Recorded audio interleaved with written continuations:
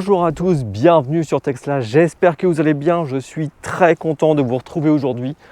On se retrouve aujourd'hui à Etretat. On va faire le bilan des 100 000 km, un bilan très attendu, un bilan que j'avais vraiment envie de partager avec vous. On va faire le tour de tous les aspects positifs, négatifs de la voiture, qu'est-ce qu'il faut en retenir. On va voir aussi au niveau de l'usure de la voiture, est-ce qu'il y a des choses à constater. Je vous ai demandé si vous aviez des questions à poser, vous avez été nombreux à participer, je vous en remercie vraiment. Je vais essayer de répondre à un maximum de choses. Et puis on va faire aussi un petit constat sur la dégradation de la batterie. Est-ce que l'on a une usure à constater? On voit ça tous ensemble. Alors pour ce qui est de l'aspect général de la voiture, elle n'a pas brûlé, elle n'a pas explosé, les batteries ne sont pas tombées par terre. Tout va très bien. On notera quand même quelques petites déconvenues. On va commencer par l'usure extérieure du véhicule. Quels sont les problèmes que j'aurais pu constater? Je vous en avais déjà fait part dans la vidéo bilan des 50 000 km. Mon pare-choc était très fortement impacté. On ne va pas se le cacher, on ne va pas se mentir. La peinture chez Tesla est assez fragile, c'est un fait. Il y a des possibilités d'atténuer le problème. Premièrement, vous pouvez par exemple, lorsque vous achetez votre véhicule, tout simplement mettre un film protecteur sur la voiture. Est-ce que c'est la meilleure solution? Pour ma part, je ne pense pas. Un film protecteur est très cher à poser. Pour ma part, le pare-choc était tellement abîmé, j'ai tout simplement refait une peinture. Le pare-choc a été repeint. Aujourd'hui, on constate que je n'ai plus aucun impact. La peinture qui a été refaite par DBG Car Center au Havre, je les cite parce que vraiment ils ont fait un super travail. Je n'ai absolument plus aucun impact. Il faut vraiment y aller pour abîmer la peinture maintenant. Ça m'a coûté un petit peu, forcément, j'en ai eu pour 350 € de peinture. Mais au moins je repars avec un pare-choc impeccable et beaucoup plus résistant. Il a été souvent question de dégradation de peinture au niveau des ailes arrière. On a beaucoup fait le cas de ce problème au Québec, où les routes sont très problématiques, agressives, puisqu'en fait il y a beaucoup de sel. Ça peut altérer effectivement les peintures. Mais chez nous, je dirais qu'on n'a pas spécialement ce problème. Effectivement, le petit inconvénient sur la Tesla Model 3, on a une peinture classique qui est très exposée. Et on peut constater des tout petits impacts, mais vraiment très légers. Il faut vraiment se pencher dessus. Ça, c'est de la saleté, hein. Ça, c'est rien du tout. Mais vraiment rien de méchant. On regarde de l'autre côté. Là, j'ai un peu roulé avec, donc on constate un petit peu de salissure. Mais vraiment, quand on regarde dans l'ensemble, il n'y a pas de problème particulier. Pendant un moment, je pensais, parce qu'effectivement, j'avais plein de petites taches noires. Et en fait, il s'avérait que c'était simplement des taches de goudron sur une peinture blanche. On y est très exposé. Pour ce qui est de l'intérieur, je n'ai pas constaté spécialement d'usure particulière. Au niveau des sièges, les sièges ont parfaitement vieilli. Vous voyez, après 100 000 km, on peut juste constater ici une très légère déformation qui est, je dirais, normale pour une utilisation intensive. Enfin voilà, la voiture a quand même 100 000 km. N'importe quel cuir, de toute façon, prend des petites marques, des petites craquelures. Il y a toujours un petit vieillissement. Sinon, d'un point de vue de la teinte du cuir, rien n'a bougé. Tout est resté impeccable. Le siège passager qui a beaucoup servi avant Covid, puisque maintenant on est obligé de faire monter les personnes à l'arrière, eh bien ce siège, il n'a tout simplement pas bougé non plus, mis à part encore une fois de très légères déformations ici, mais dans l'ensemble, il est resté vraiment très beau. Siège arrière, la même chose, les sièges sont restés impeccables, pas de soucis particuliers non plus, tout est resté super propre. On a du mal à se dire que la voiture a déjà 100 000 km. La seule chose que l'on pourrait constater, encore une fois, actuellement, on est obligé de faire monter les personnes à l'arrière. Le passage de porte étant un peu étroit ici pour monter, on a certaines personnes âgées qui ont parfois un peu du mal à bouger les pieds. Lorsqu'elles montent dans la voiture, je montre un peu l'exemple, elles viennent parfois taper les pieds ici. Et on constate malheureusement des petits coups sur la porte, ici et là. Ici, j'ai un tout petit accroc. Le petit accroc là, je l'ai depuis un petit moment. Là, les petits coups ici, ça date que de cette semaine. C'est assez récent. Jusqu'ici, ça n'avait pas trop bougé. C'est la seule chose que l'on pourrait constater. Hormis cela, tout vieillit relativement bien. On peut quand même souligner des plastiques un peu fragiles. Au niveau des entourages ici, Personnellement, ayant été habitué à des voitures allemandes, il est vrai que ces passages-là résistent un peu plus dans le temps. Là, j'ai quelques petites rayures, rien de bien méchant. Encore une fois, hein, ça reste vraiment très léger. Je fais le tour également par ici. Je suis vraiment très fier de l'état des sièges de la voiture. Ça, c'est vraiment une grande satisfaction. On constate aussi au niveau des dossiers, qui sont pourtant relativement exposés, eh bien, je n'ai pas spécialement de rayures, je n'ai même pas de rayures du tout. Mes dossiers sont restés impeccables. Côté poste de conduite, le volant est resté impeccable. Rien à dire de ce côté-là. L'écran, rien à signaler. Moi, j'ai mis une petite protection, ça vieillit plutôt bien, pas d'usure particulière. Le tableau de bord présente très bien dans son ensemble. Aucun souci non plus de ce côté. On peut noter également que mes coques de protection centrale sont restées en excellent état, beaucoup mieux que le noir laqué d'origine. On rappellera quand même que sur les modèles 2021, on n'a plus les mêmes consoles centrales, donc pas forcément besoin de les protéger. Ainsi que l'accoudoir central. C'est une pièce qui vieillit parfois mal dans certains véhicules. Pas d'usure particulière, l'accoudoir est resté en parfait état. On pourrait juste signaler cette partie qui se raye assez facilement. On manque un peu de lumière. La mienne est plutôt dans un état correct, mais je l'entretiens avec un produit de chez GS27. Je vous montre un peu, je vous mets le lien en description. Ça permet de vraiment bien la conserver. Il faut effectivement le savoir, les finitions, les matériaux sont effectivement un peu en dessous de la concurrence allemande.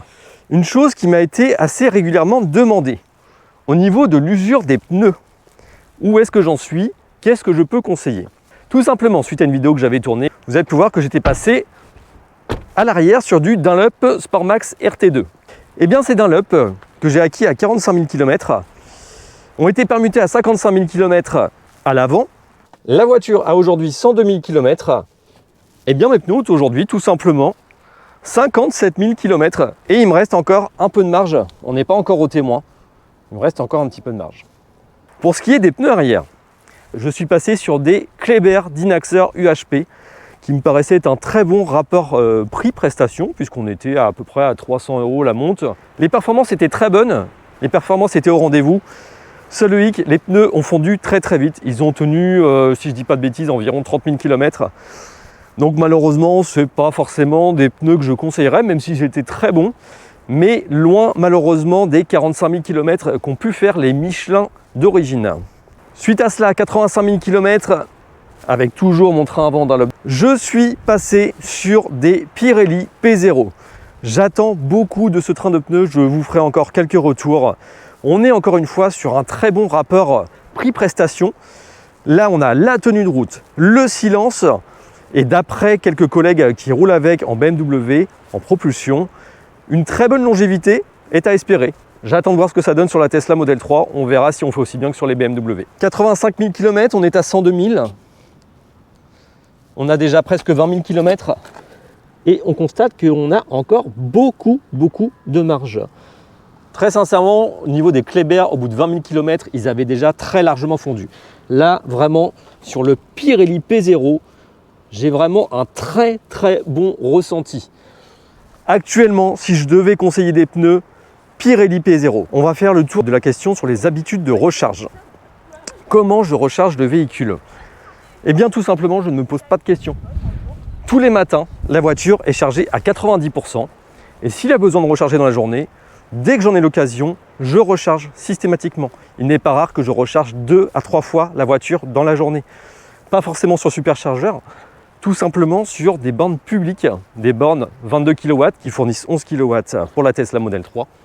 Et ça suffit amplement. Au niveau de la dégradation, on va faire le tour ensemble. On va faire le test. J'ai fait un test aller-retour Paris-Normandie lorsque la voiture était neuve. J'ai pu constater que je pouvais utiliser 73,5 kWh utiles sur la batterie. On refait le même test de la même manière, 100 000 km plus tard, et on voit exactement ce que ça donne. Les amis, je suis très content de partager ce moment avec vous. La formule est simple, on a chargé la voiture à son maximum. J'ai pourtant pris de l'avance. On n'a obtenu que 99%. Eh bien c'est pas grave, puisque de toute façon le but ça va être d'utiliser un maximum de plage de la batterie. On va utiliser 98% de la plage, le but c'est d'essayer d'arriver à 1%. On va faire un aller-retour Normandie, Paris, Paris, retour en Normandie, et on voit exactement ce que ça donne, combien de kilowattheures utiles on aura utilisé. On vient d'arriver à Paris, je suis arrivé à l'hôpital Saint-Louis où je viens de déposer mon client Gaëtan, un de mes plus fidèles clients, un peu plus qu'un client. Au fil du temps, c'est aussi ça le taxi, on noue des liens. Vraiment mon grand, toutes mes pensées sont pour toi. Je sais que tu vas regarder cette vidéo, à très bientôt, reviens-nous vite. On va taper l'adresse du superchargeur de Rouen, voir ce que ça nous donne, où on arrivera avec 10% de batterie. On va essayer d'utiliser un peu plus et d'arriver au plus bas pour utiliser un maximum de la plage de la batterie.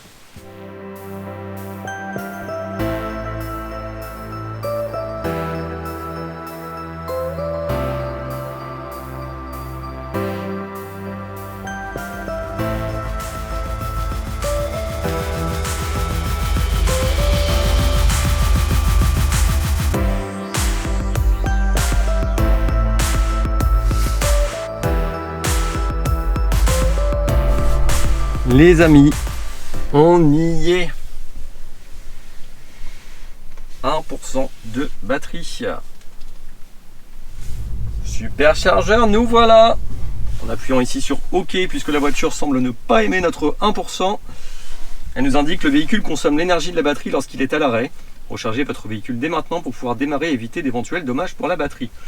Jamais de la vie je ne tenterai ça. Ne jamais aller jusqu'au bout de ces batteries, c'est très mauvais pour la batterie. Là c'est un test, je suis assez sûr de moi. On est à 1%, on va pas descendre plus bas. Et surtout maintenant je vais arrêter de la faire souffrir, je vais aller la brancher tout de suite. Et là, catastrophe, le superchargeur ne fonctionne pas. Non, on va pas se porter la poisse. J'ai totalement confiance.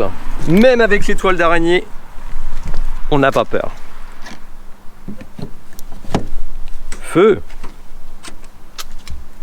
Le superchargeur reconnaît la voiture, la charge se lance, on va très rapidement passer au vert et c'est parti. Alors là vous voyez j'ai peut-être fait une mauvaise pioche, mais tant pis on va laisser comme ça. Habituellement je prends toujours la stalle du bout qui elle monte sans problème à 150 kW. Là je sais pas si c'est parce que je suis bas, ça a l'air de monter un petit peu quand même. Oui ça va, ça monte. Normalement on est censé attraper les 150 kW. La voiture m'indique qu'il y a 1 heure de recharge nécessaire. Bah écoutez, on va passer cette heure ensemble, sauf que vous allez avoir en raccourci, très raccourci, et on va faire un petit topo sur tout ce qui s'est passé. On va savoir rapidement combien de kilowattheures ont été consommés. J'ai fait le même test précédemment quand la voiture était neuve, je filmais pas encore à l'époque, mais j'avais déjà mes petites idées. J'avais mon résultat, on voit le résultat aujourd'hui. Là, pour le coup, on va quand même regarder combien de kilowattheures vont être ajoutés. J'ai toujours eu un petit doute par rapport aux kilowattheures qui sont affichés par rapport à ce qui est consommé. D'ailleurs, on va faire une petite chose. On va couper le chauffage pour être sûr qu'il n'y ait pas le chauffage d'indiqué avec. La charge monte, on est à 138 kW. Petite forme ce soir, hein. Normalement je monte à quasiment 150, c'est vraiment pas la meilleure stalle. Oui, j'ai constaté dans certains superchargeurs que certaines stalles étaient plus puissantes que d'autres. C'est le cas à Rouen. Bon alors là c'est toujours comme ça, c'est quand on fait des tests, forcément quand on veut démontrer que tout fonctionne super bien, que le problème se produit. Je sais pas ce qui se passe. On a une Model X qui est venue se recharger à côté. On n'est pas sur les mêmes stalles. Je suis sur le groupe 2. Il est sur le groupe 1. Il faut savoir sur les superchargeurs que lorsque vous rechargez sur la même paire, la recharge est divisée par 2. Là actuellement, on n'est pas sur les mêmes stalles. Je devrais avoir la pleine charge. Et malheureusement, depuis le début, je n'ai pas la recharge optimale. On est à 57 kW. Je devrais être au double. Bah, écoutez ce qu'on va faire. On va relever. On va s'arrêter à 20 kWh. Dès que j'ai récupéré 20, on arrête la charge et on va se mettre sur une autre stalle. On fera l'addition des deux pour le coup.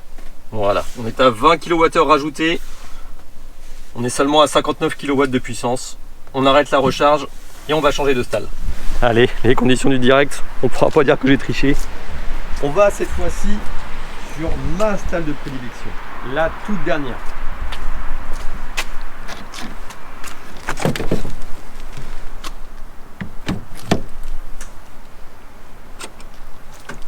Et là, je suis sûr qu'on va envoyer le feu. Voilà, ça c'est une stalle qui fonctionne. On aurait pu certainement aller un peu plus haut, mais comme j'ai déjà rechargé jusqu'à 30%, On a déjà une toute petite limitation au niveau de la recharge.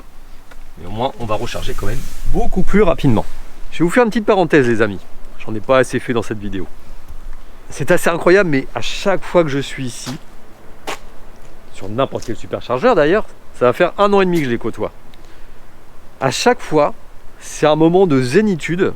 Les superchargeurs sont placés dans des endroits relativement calmes, accueillants. Aujourd'hui, on peut faire tout un tas de choses via le multimédia. On vérifie ses mails, on vérifie ses messages. On a toujours quelque chose à faire. Au-delà de ça, sur les superchargeurs, on peut aussi tout simplement, pas ce soir parce qu'il est tard et qu'il n'y a personne, mais on peut aussi parfois passer des super moments avec des propriétaires de Tesla et vraiment passer un moment hyper convivial en s'échangeant des trucs et astuces, des petits tuyaux. C'est toujours un super moment à passer, vraiment. Allez, on fait un rapide bilan.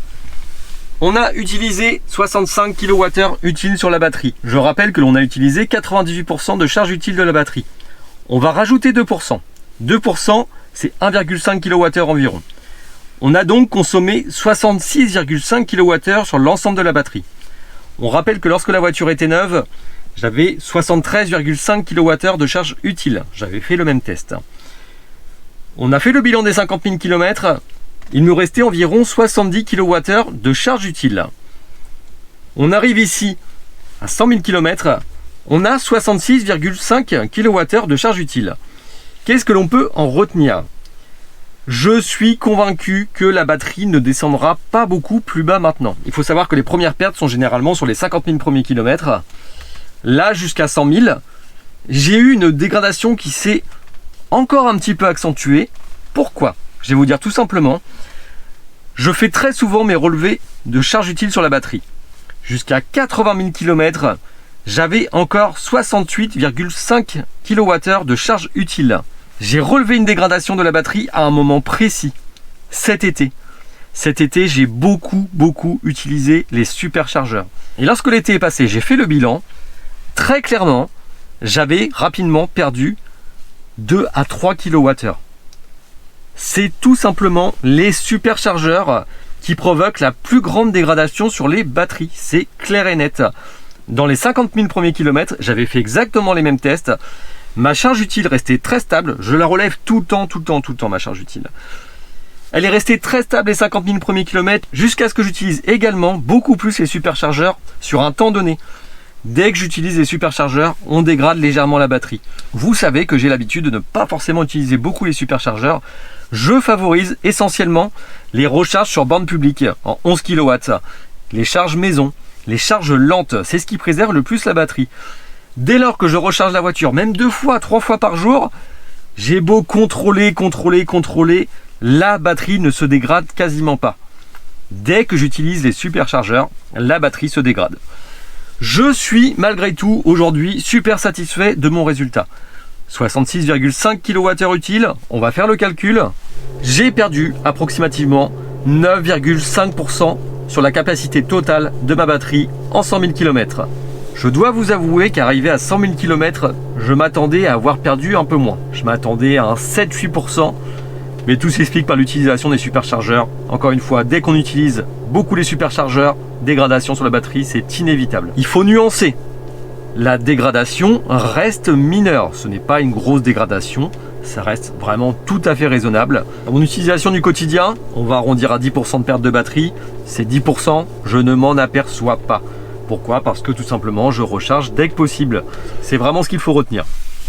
La voiture vient d'afficher les 100%, sauf qu'elle continue de recharger. 51 kWh ajoutés depuis notre deuxième recharge. Et on recharge toujours. Pendant qu'on y est et qu'on va laisser recharger ces derniers kilowattheures mystères, on va regarder une petite chose assez intéressante au niveau de l'affichage. On va traduire ça en distance pour regarder ce qu'on appelle le typique. Pour rappel, j'ai une long range RWD, long range propulsion, qui a normalement un typique de 525 km, contrairement à la long range dual motor qui, elle, a 500 km environ de typique. De 525 km de typique lorsqu'elle était neuve, je suis passé à 492 km. Alors, ce typique, beaucoup s'y fient pour calculer la dégradation de leur batterie. On ne peut pas s'y fier à 100%. Le typique prend en compte vos habitudes de conduite. Le typique va s'adapter aussi à la température. Le typique peut varier d'une saison à l'autre. Je l'ai déjà constaté. Mais ça peut tout de même être un repère, on va dire, approximatif pour voir un petit peu l'état de dégradation de votre batterie. Mais vraiment, ne vous y fiez pas à 100%, c'est pas totalement fiable. Bon les amis, je crois qu'on va arriver à la fin de ce test. Ça va déjà faire bientôt une demi-heure que je suis à 100%. Là, on n'est qu'à 1 kW injecté dans la batterie. On va en retenir le principal. On est à 100%. Depuis tout à l'heure, je suis à 51 kWh. On a donc ajouté 51 kWh plus les 20 kWh de la charge précédente. On est à 71 kWh ajoutés en charge utile sur la batterie. On a 6 kWh qui sont passés je ne sais où. On a utilisé 65 kWh de charge utile. On en a injecté 71. Alors, tout ça pourquoi? Pour vraiment que vous ayez tous les éléments. Est-ce que cet indice est fiable? Personnellement, j'en doute un petit peu plus. Où sont ces 6 kWh de charge utile? Peut-être que c'est la déperdition quand on recharge. Peut-être que c'est de l'énergie perdue par le froid. Il y a tout un tas d'hypothèses possibles. Le fait est que lorsque j'ai fait le test avec la voiture, je pouvais utiliser 73,5 kWh lorsqu'elle était neuve. Aujourd'hui, je peux en utiliser 66,5 à un détail près à relever quand même. J'ai fait le test lorsqu'elle était neuve l'été. Je fais ce test maintenant avec des températures froides. On est en automne, on a 8 degrés actuellement. Est-ce que cela peut jouer? Est-ce que cela peut influer? Je ne pense pas totalement puisque j'ai fait des tests cet été. J'ai été dans les 67, 68. J'ai de toute façon, quoi qu'il arrive, perçu au mois de septembre une dégradation suite aux nombreuses supercharges. Je pense que notre vrai test, il est là. On est sur donc 9 à 10% de dégradation de batterie. Les amis, cette première partie touche à sa fin. Si vous avez aimé, n'hésitez pas à liker, commenter, à vous abonner si ce n'est pas déjà fait. On se retrouve très prochainement pour la deuxième partie où l'on traitera des avantages, inconvénients et problèmes rencontrés jusqu'ici. Vous verrez qu'il y a malheureusement une très mauvaise surprise. On en discute très prochainement.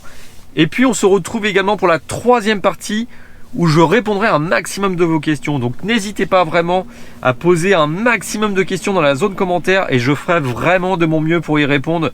Si je ne peux pas y répondre en vidéo, j'essaierai au moins de vous répondre dans la section appropriée. Je tiens toujours, comme vous le savez, à ce que la chaîne reste interactive, à partager un maximum avec vous. On se retrouve très bientôt les amis. Ciao, ciao.